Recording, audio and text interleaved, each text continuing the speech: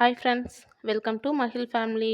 இன்றைக்கி நம்ம சேனலில் இட்லி தோசை எல்லாத்துக்குமே ஒரு நல்ல காம்பினேஷனாக இருக்கக்கூடிய இந்த தக்காளி சட்னி எப்படி செய்யலான்னு பார்த்துடலாம்.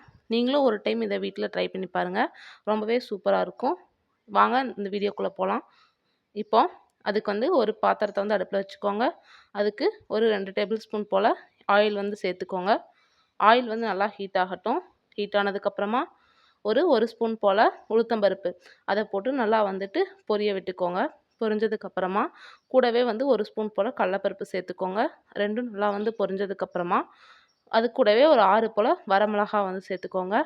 சேர்த்து விட்டு அதை நல்லா வதக்கி விட்டுக்கோங்க.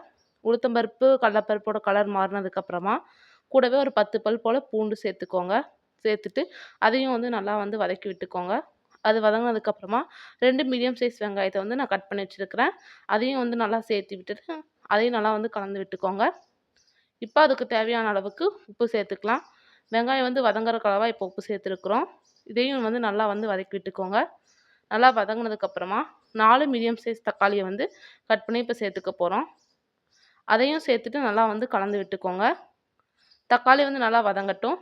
தக்காளி வெங்காயம் எல்லாமே நல்லா வதங்கணும். அதை நல்லா வதக்கி விட்டுக்கோங்க. பார்த்துக்கோங்க, இந்த அளவுக்கு இருந்தால் சரியாக இருக்கும். இந்த ஸ்டேஜில் நம்ம ஒரு 1/4 மூடி போல் தேங்காயை கட் பண்ணி வச்சுருக்கோம். அதையும் நல்லா சேர்த்து நல்லா வதக்கி எடுத்துக்கலாம். கூடவே ஒரு கைப்பிடி அளவுக்கு கொத்தமல்லி இலைகளை சேர்த்துருக்குறோம். இது ரொம்பவே டேஸ்டியாக இருக்குது சேர்த்துனோம்னா. இப்போ எல்லாத்தையுமே சேர்த்து நல்லா வதக்கி எடுத்துக்க போகிறோம்.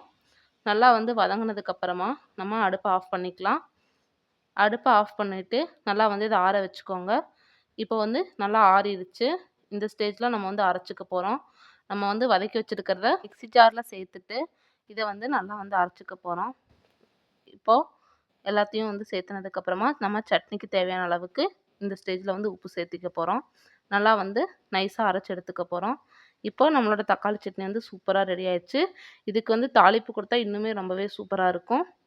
உங்களுக்கு இந்த வீடியோ பிடிச்சிருந்துச்சுன்னா லைக் பண்ணுங்கள், ஷேர் பண்ணுங்கள். மறக்காமல் மகிழ் ஃபேமிலி சேனலை சப்ஸ்கிரைப் பண்ணிக்கோங்க.